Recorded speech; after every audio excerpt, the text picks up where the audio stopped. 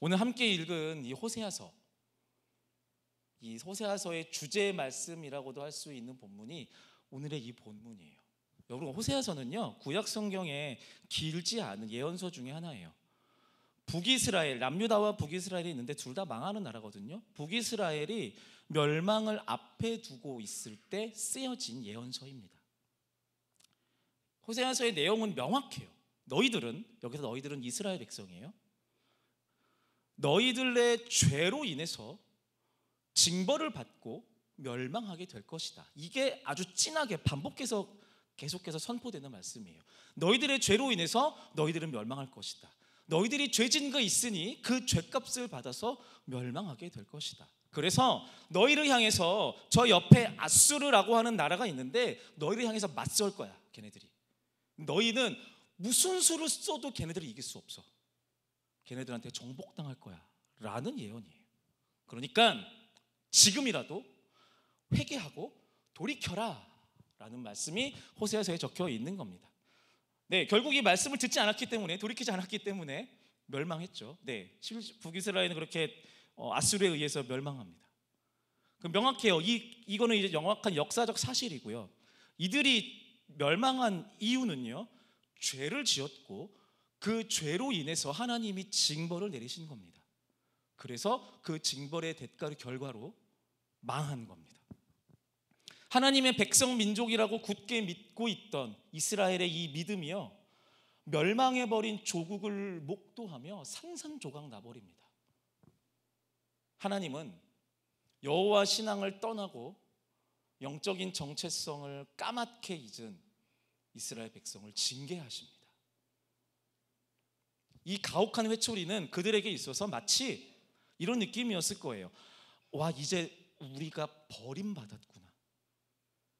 진짜 제대로 하나님께 거절당했구나. 또는 어떤 사람들에게는 와, 진짜 어쩌면 우리가 믿는 하나님이 저 아수르가 믿는 이방 신에게 죽었을지도 모르겠다. 내 하나님이 끝나버렸구나 라는 절망을 만들어냈을지도 몰라요. 이방 나라들이 조롱하는 것처럼 이제 우리의 하나님이 죽었다라고 생각하게 될지도 모릅니다. 그러나 이 멸망을 예언하는 호세아 선지자는요, 하나님의 말씀을 받들면서 분명히 힘주어서 이 내용을 강조하고 있어요. 어떤 내용이냐면요, 이제 주님께로 돌아가자.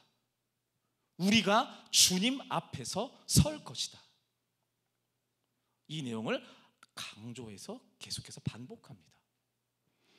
자, 스스로 박탈당했다고 여기는 영적인 정체성, 그래서 하나님께 버림받았거나 또는 우리의 하나님이 이제 죽었다라고 절망하고 있는 이스라엘을 향해서 호세아 선지자는 하나님께 돌아가라 라고 목놓아 외치고 있는 겁니다.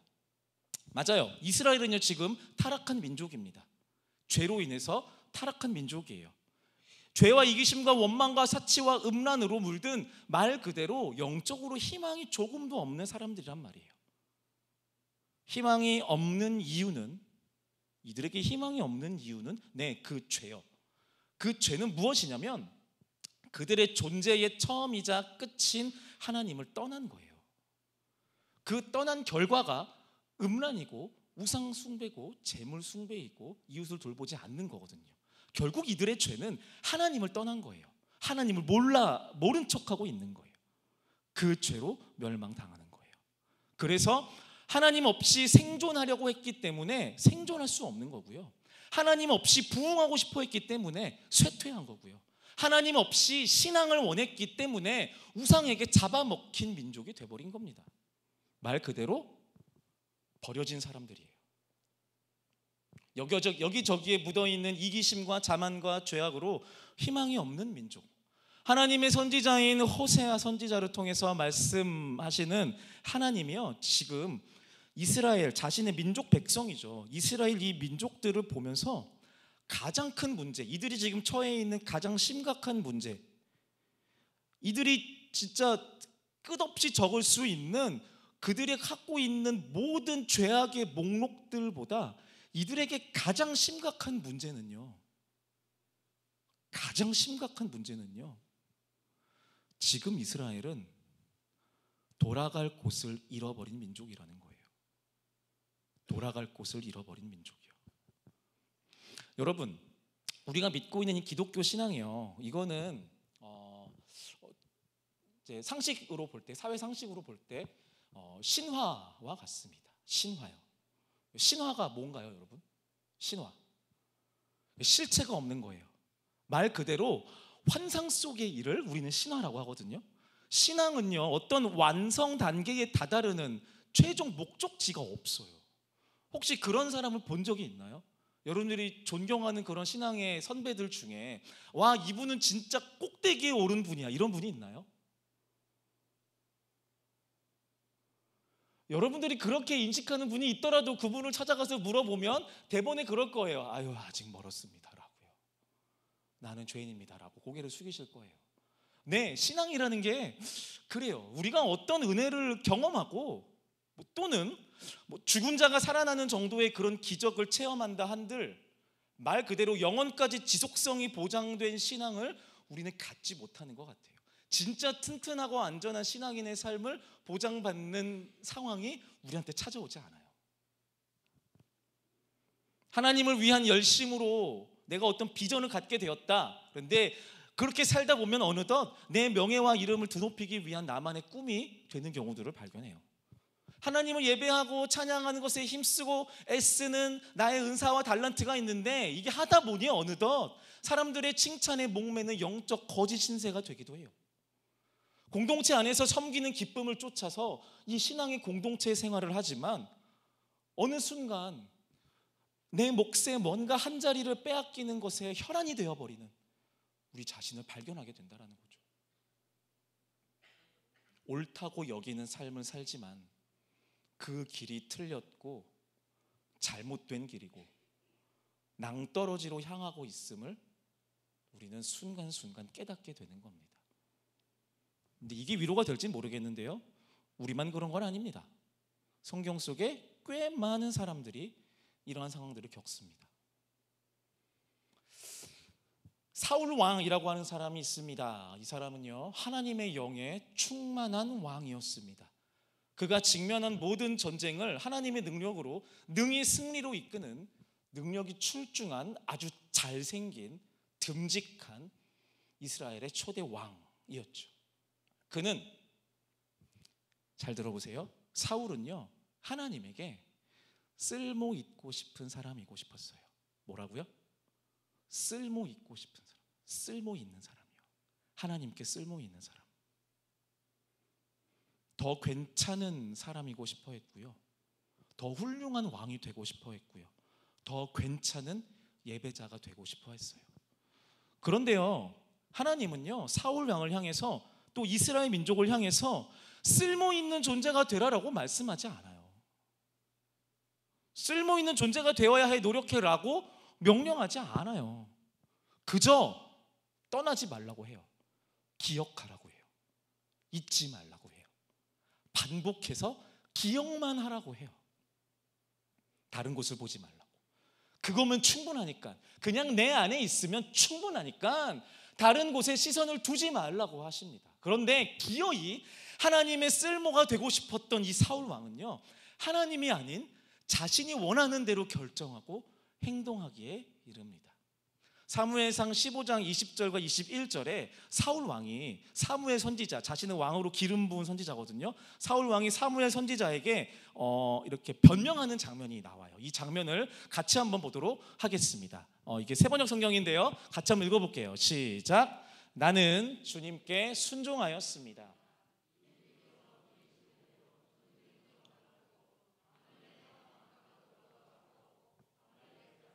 진멸하였습니다. 다만 우리 군인들이 전리품 가운데서 양떼와 소떼는 죽이지 않고 길갈로 끌어왔습니다.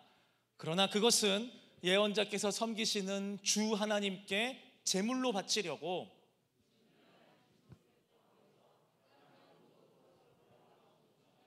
네, 어떤 상황인지 아시겠어요? 사무엘은 하나님의 말씀을 받아서 사울 왕에게 명령했어요. 거기에 있는 모든 그것들을 가져오지 말고 다 전멸시켜라, 멸절시켜라. 그런데 이 전쟁을 능히 이기고 사울 왕이 사람들과 함께 그곳 가운데 있는 좋은 것들을 가지고 끌고 오는 거예요. 사무엘이 그걸 보고 뭐라고 했거든요. 사울 왕이 지금 그래서 변명하는 겁니다. 변명의 내용이 뭐예요? 아니요, 이거 하나님께 드리려고 가져온 거예요. 하나님 좋아하시잖아요. 하나님 너무 사랑해서 제가 하나님 기뻐하시라고 가져온 거예요 라고 해서 가져온 거예요. 이렇게 변명하고 있는 겁니다. 단단히 오해했죠. 이 사울을 향해서 사무엘 선지자가 이렇게 타이릅니다. 잘 들으십시오. 순종이 제사보다 낫고 말씀을 따르는 것이 순양의 기름보다 낫습니다. 하나님이 원하시는 바를 알지 못했던 사울은 실패합니다. 여기서 실패라고 하는 건요, 그의 기준으로 볼 때, 사울의 기준으로 볼 때 하나님의 쓸모가 되는 것에 실패해요. 그래서 그가 생각하기로 사울은 버림받습니다. 여기서 우리가 논리적으로 좀 생각을 해봐야 돼요. 만약 저와 여러분들이요, 하나님의 쓸모를 위해서 부름받았다라고 칠까요? 하나님의 쓸모를 위해서 저와 여러분들을 불렀다고 생각해봐요. 그런데 우리가 만약에 그 쓸모에 응답하지 못한다면, 내 능력이 부족하든 내 귀가 어둡든 내 상황이 조금 바쁘든 어쨌든 간에 하나님의 그 쓸모에 대한 부름에 내가 응답하지 못하면 우리는 어떻게 되는 건가요? 쓸모 없어지는 존재가 되는 거예요. 맞나요? 네, 쓸모 없어지는 존재가 되는 거예요. 그러면은 버려지겠죠. 쓸모 없는데 왜 갖고 있어요? 제가 지금 조건을 달았잖아요. 우리가 만약에 하나님께 쓸모 있는 존재가 되는 것이 목적이라면 쓸모 없어지면 버린다고요. 그럼 우리는 이렇게 편안하게 신앙생활 못해요. 우리의 믿음이 이렇게 편안할 수 없어요. 한순간 까딱 잘못하면 쓸모 없어져서 버려지는데 두렵고 떨리는 마음으로 신앙생활 하겠죠. 어떻게 졸아요? 어떻게 예배를 안 와요? 어제 자기 전에 제가 너무 피곤해서 기도를 못했어요. 넌 이제 쓸모없어, 나가. 이렇게 될 텐데요. 근데 여러분, 자 보세요. 사울 왕이요, 하나님이 쓸모가 되고 싶어 했잖아요. 실패했잖아요. 왜냐하면 그 쓸모에 충족하지 못해서가 아니라 하나님은 처음부터 사울을 쓸모로 부르지 않았거든요. 자, 그러면 사울이 실패했는데요, 사울은 하나님께 버림받았나요? 사울은 하나님께 버림받았나요? 하나님께서 사울을 내치셨나요? 아니요. 사울 왕은 버림받지 않아요. 스스로 버림받았다고 여기고 타락하기 시작합니다. 그 타락이 무엇이냐? 주님께 돌아가지 않는 거예요. 턴하지 않는 거예요. 돌아갈 곳을 망각하는 겁니다. 나는 이제 쓸모가 없어졌으니 돌이킬 곳이 없어졌다라고 절망하는 겁니다. 근데 여러분, 우리가 하나님의 무쓸모여서 버림받는 일은 없어요. 하나님의 이름으로 뭔가 대단한 일을 하지 못한 자가 신앙을 박탈당했다, 그 자격을 박탈당했다라는 이야기는 성경 안에서나 그 이후의 모든 기독교 역사에서 한 번도 만나본 적이 없어요. 그렇지 않아요. 하나님은 스스로 쓸모없다고 여기며 방황하는 이스라엘을, 그런 저와 여러분들을 버리지 않습니다. 이유는 간단해요. 우리는 쓸모를 위해서 부름받은 사람들이 아니니까요. 하나님의 쓸모를 위해서 부름받은 사람들이 아니니까요. 하나님의 쓸데가 있어서 우리를 불러서 세우신 게 아니니까요. 이게 우리가 믿는 믿음에서 사실 너무 잘 알고 있는 내용인데 너무 쉽게 까먹어요. 내가 지금 좀 가치 없는 사람 같아. 내가 지금 하나님께 좀 별론 것 같아. 내가 이 정도밖에 안 하면 안 되는데. 내 땀방울이 좀 부족한 것 같은데, 내 섬김이 좀 부족한 것 같은데, 내 기도가 좀 부족한데, 헌금이 부족한데, 예배 드리는 횟수가 좀 부족한데, 저 사람보다 내가 좀 못하는 것 같은데, 저 사람은, 저 집사님은 나보다 꽤 좋은 쓸모인 것 같고 나는 좀 별로인 것 같은데, 저 청년 회장 저 정도는 돼야 되는데. 우리는 하나님의 쓸모를 위해서 부름받은 사람들이 아니에요. 이걸 꼭 기억해야 됩니다. 우리는 그저 존재로서 하나님께 완벽하게 쓸모 있는 존재예요. 다시 말씀드립니다. 저와 여러분들은 존재로서 하나님께 완벽하게 쓸모 있는 존재들입니다. 아멘이신가요? 아멘이신가요? 여러분, 이것을 꼭 믿으셔야 돼요. 내가 뭔가를 해서 하나님께 쓸모 있는 사람이 되는 게 아니에요. 그냥 내가 이승열 이어서 하나님께 쓸모 있는 존재가 되는 겁니다. 그것도 조금도 부족함이 없는 완벽하게 쓸모 있는 존재로요. 그래서 하나님은 기다리시는 거예요. 곁에만 있으면 된다고. 몇 번이고 돌이켜서 내 곁에만 있으면 된다고 말씀하시는 겁니다. 그런 면에서 지금 사울 왕의 실패는 쓸모 없어진 실패가 아니라 무슨 실패예요? 돌이킬 곳을 잃어버린 실패예요. 돌아갈 곳을 상실한 실패란 말이에요. 비단 사울의 이야기만이 아니에요. 네, 사울은 그렇게 실패했거든요. 자, 신약 성경에 보면은 베드로라는 제자가 나와요. 제자로서 베드로는 스승을 배반했단 말이에요. 그러면 이 쓸모에 대한 개념을 가지고 온다면 베드로는 더 이상 스승 예수에게 쓸모없는 존재가 되어지는 거예요. 네, 베드로도 그걸 알았어요. 그래서 스스로 그 주님을 찾아가지 못하죠. 업으로 돌아가잖아요. 그런데 그는 실패하지 않죠. 왜요? 예수님이 찾아가시잖아요. 그리고 같이 먹자 하고 내 양을 부탁한다라고 말씀하시죠. 바울의 얘기를 해볼까요? 바울은 가장 앞장서서 교회를 핍박하는 사람이었어요. 바울 역시 저주 받았으나 멸망당하지 않습니다. 예수님과의 인격적인 만남을 통해서 진짜 신앙의 자리로 돌아오게 되는 거죠. 여러분, 삶의 경험을 통해서 우리가 아는 원리 중에 하나는 아마 이걸 거예요. 우리는 살면서 자이든 타이든 간에 정말 자주 길을 잃어버린다라는 거예요. 아까 말씀드렸죠. 우리의 신앙은 신화와 같다라고요. 너무 자주 길을 놓칩니다. 관계의 길을 잃고요, 선함의 길을 잃고요, 신앙의 길을 잃고요, 미래의 길을 잃습니다. 가다가 길을 잃으면요 멈춰야죠. 길을 가다가 가끔 여러분 그 차 운전하고 가시다가 그 내비게이션이, 핸드폰 내비게이션은 터널 안에 들어가면 안 터지거든요. 멈춰 있어요, 얘가. 근데 가끔 가다가 터널 안에서 갈 길을 선택해야 되는 그런 터널이 나와요. 그러면 되게 당황하잖아요. 나 길 모르는데 이 내비가 지금 멈춰 있는 거야. 어디로 나한테 인도를 안 해. 그래서 대충 찍어서 어느 길로 갔는데 이 내비가 정신을 차리더니 잘못된 길로 들었습니다라고 말하는 거예요. 그럼 어떻게 해요? 운전하다가 에이 몰라 그냥 가보자 이러나요? 아니요, 멈춰 서는 거죠. 일단 갓길에 대고 나 어디로 돌아가야 되나 보겠죠. 네, 이게 좀 상식이죠. 실마리를 잡고 다시 돌아가려면요 내가 돌아갈 지점을 명확하게 알아야 돼요. 멈추는 것만큼 중요한 것은 내가 어디로 돌이킬지를 아는 거예요.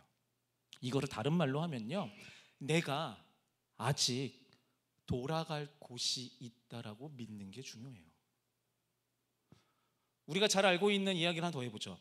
신약 성경에 예수님의 비유 속에 등장하는 탕자의 이야기입니다. 이 아들은요, 작은 아들이죠, 스스로 복에 겨운 거죠. 자기가 누리고 있는 모든 복된 길을 박차고 나옵니다. 재산을 싸그리 긁어 모아서, 유산을 끌고 모아서 그렇게 승승장구할 줄 알았는데 이 작은 아들은 이내 길을 잃고 삶의 방향을 잃어버립니다. 네, 망해갑니다. 멸망으로 치닫고 있습니다. 삶의 끝자락에서, 진짜 삶의 끝자락에서 성경에 보면 돼지가 먹는 그 먹이조차도 먹을 것이 없어서 굶주렸다라고 나와요. 진짜 끝자락이에요. 거기에서 살 길을 찾아 아버지의 집으로 돌이킵니다. 내가 지내던 그곳에는 먹을 것과 쉴 곳이 있었는데, 마지막으로 그곳에 돌아가서 목숨이라도 연명해야겠다라고 생각해요.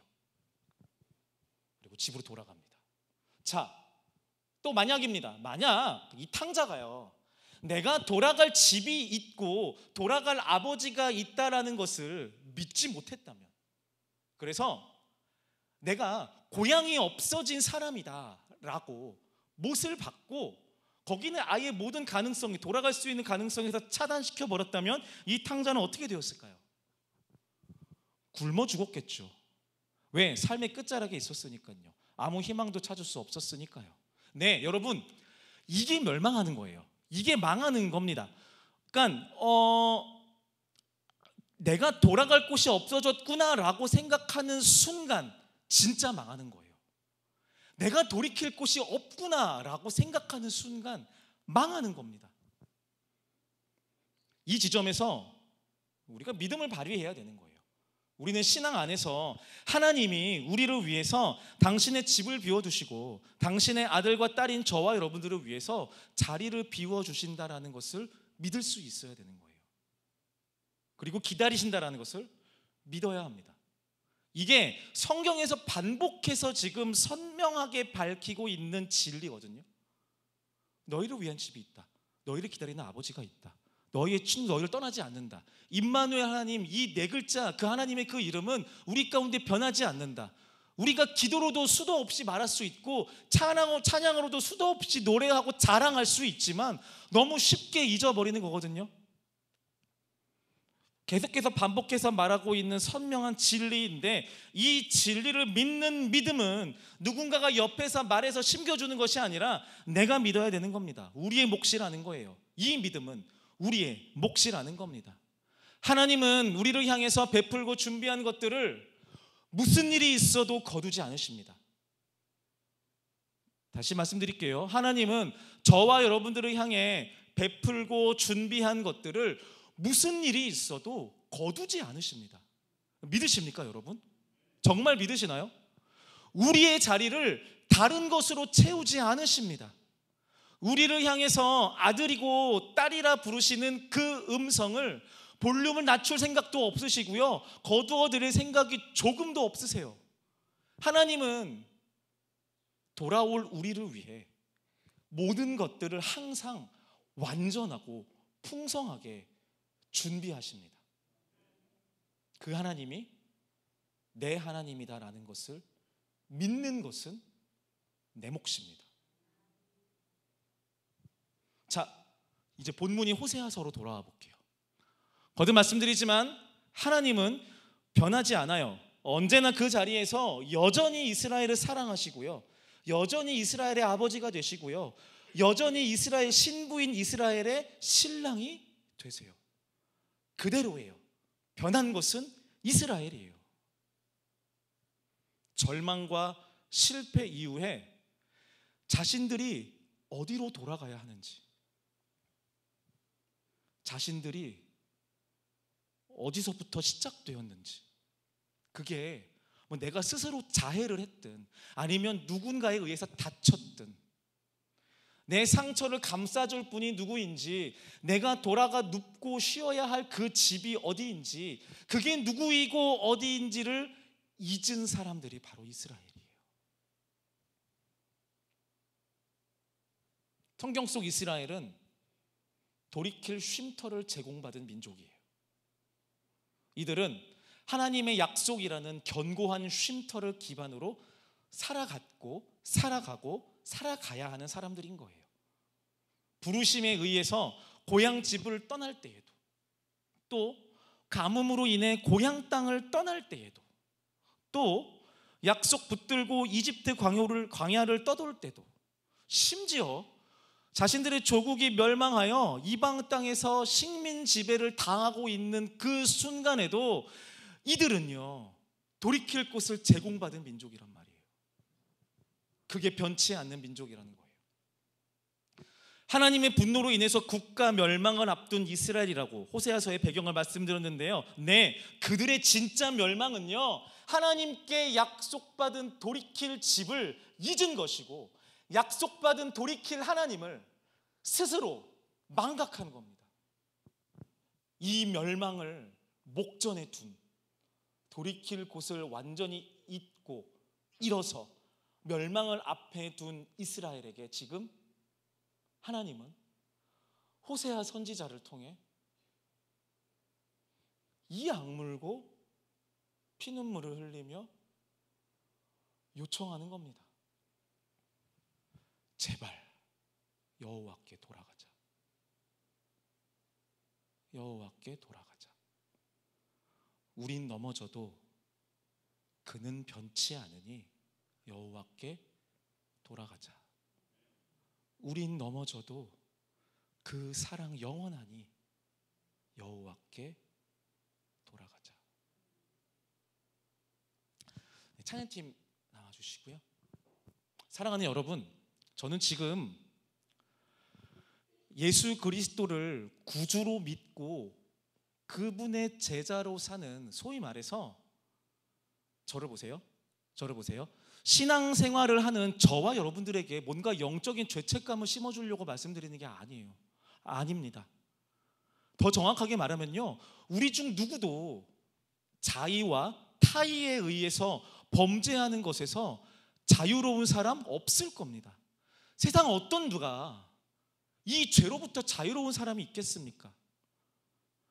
우리는요, 하나님과 사람 앞에 짓는 죄에서 영원히 해방되지 못하는 사람들이에요. 우리의 육신의 연약함으로 인해서 그렇단 말이에요. 그런데요, 왜 성경은 우리를 향해서 죄로부터의 영원한 해방을 반복해서 선포하는 건가요? 나는 죄에서 떠날 수 없는데, 나는 계속 죄를 짓고 살아가는 죄인인데, 어떻게 성경은 우리를 향해서 너희들은 영원히 그 죄에서 해방된 의인이고 자유인이다라고 힘주어 말할 수 있는 건가요? 믿기만 하면 죄를 완전히 떠날 수 있어서요? 믿기만 하면 다시는 죄의 지읒자도 가까이 하지 않을 수 있는 능력이 생겨서요? 아닙니다. 아니요. 끊임없이 내 겉사람의 죄성을 인지하고 그래서 좌절하면서 여전히, 그리고 도무지 온전해지려고 하지 않는 연약한 죄악된 내 모습을 발견하지만 그때마다 고개를 돌려서 돌이킬 하나님을 찾으라는 겁니다. 성경은 우리한테 이걸 요청하고 있는 거예요. 악하디 악한 내 본성에서 새끼소톱만도 못한 거룩함을 찾으려고 애쓰지 말고, 똥 묻고 겨 묻고 먼지투성이에 오물을 뒤집어 쓴 그 모습이라도 괜찮으니까 돌아오라는 겁니다. 어디 안 갈 테니, 여기서 기다리고 있을 테니, 내가 얼마든지 너한테 다시 힘을 불어 넣어 줄 거고, 너 씻겨 줄 거고, 몇 번이고 좋으니 깨끗하게 할 거고, 네가 내 이름을 못 불러도 내 사랑하는 자녀야라고 내가 너의 이름을 부를 테니 돌아오라는 겁니다. 그게 성경이 우리한테 약속하고 있는 바예요. 너희들은 돌이킬 곳이 있는 사람들이야. 나는 여기서 변하지 않아. 그러니 와. 오면 돼. 그것은 곧 너희들이 그 영원한 죄에서 완전히 해방되었다라는 증거야 라고 말씀하고 있는 거예요. 사랑하는 성도 여러분, 주님께로 돌이키십시오. 괜찮습니다. 몇 번이고 좋습니다.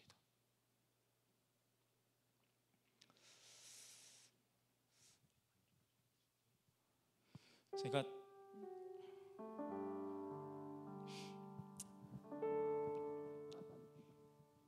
긴 건 아니지만 청년 사역을 10년 정도 이렇게 하고 있거든요. 여기서 6년째인데요. 청년들이 있지만 아슬아슬할 때가 많아요. 네, 흔들리는 갈대와 같은, 정말 이렇게 콧바람만 불면은 꺼져갈 것 같은 등불 같은 그런 모습들을 볼 때가 있어요. 그러면 인간적인 마음으로 그런 생각이 들어요. 잡아다 놓고 회초리라도 들고, 아니면 성경 말씀 몇 개 가지고 와서 좀 윽박질러 볼까. 야, 너 이따구로 살다가 네 신앙이 이 정도로 하다가 너 뭐 되려고, 큰일 나 라고 말하고 싶은 마음, 인간적인 마음이 막 불쑥불쑥 올라와요. 그런데 그럴 때마다 참을 수밖에 없어요. 한 번도 입 밖에 내본 적이 없어요. 그렇죠? 그런 적 없죠, 저? 네.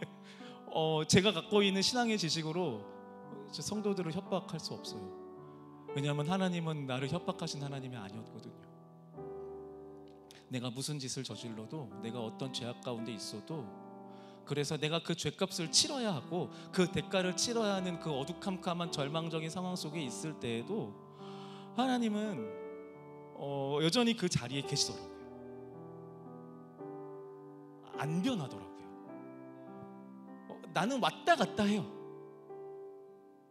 거룩한 척도 했다가 막 은혜를 끼치는 그런 사역들도 했다가 나 혼자 있을 때는 막 말도 못하게 막 타락하고 게으르고 사랑 없고 귀찮아하고 받기 싫은 전화 막 안 받고 되게 부끄러운 그런 저 자신을 발견해요. 그런데 내가 하나님께 나아갈 때 하나님은 정말 단 한 번도 내 안에 있는 그 부끄러움 때문에 너는 나한테 나아올 자격이 없어라고 말씀하지 않으셨어요. 네가 무슨 자격으로 내 앞에 서라고 말씀하지 않으셨어요. 이것을 제가 기도 되새기면서 청년들한테 계속 저는 이런 마음대로 사역을 했던 것 같아요. 얘들아, 이 공동체가 너희들의 집이야. 너희들이 어디서 어떤 걸 해도 삶의 어떤 어려움들을 만나고, 그래서 여기보다, 이 사람들보다, 이 예배보다 더 소중하고 필요하고 가치 있는 것들이라고 생각한 것들을 찾아갈 수도 있어. 그런데 언제든 와. 괜찮아. 여기 있을게. 여기 있을 거야. 이 좋은 사람들 있잖아. 네 친구들 있잖아. 저는 교회 공동체, 하나님께서 예수 그리스도를 머리로 삼는 이 교회 공동체에 구성되는 영적인 원리가 이것이라고 믿어요. 기다려주는 사람들이 있는 거예요. 하나님이 나를 기다려 주었듯, 하나님이 내 돌이킬 곳이 되어 주었듯, 우리가 각 사람을 향해서 돌이킬 사람으로 이 자리에 서 있는 거예요. 자리뿐만이 아니라, 시간뿐만이 아니라 마음으로도 삶을 응원하고, 내가 네 삶에 관심이 있어. 제가 집사님, 권사님 삶을 위해서 중보하고 있어요. 응원하고 있습니다. 잘 되셨어요? 해결되셨어요? 발 삐셨는데 괜찮으세요? 이런 것들을 통해서 우리로 하여금 다시 돌아오라고 말씀하시는 그 하나님의 그 음성에 우리가 순종하는 삶을 사는 거라고 저는 믿어요. 그러므로 사랑하는 여러분, 이렇게 하나님께 돌아가시기를 바랍니다. 우리는 그 돌이킬 곳을 완벽하게 제공받은 사람들입니다. 그 하나님 변치 않으십니다. 이 믿음을 가지고 같이 찬양하기를 원합니다.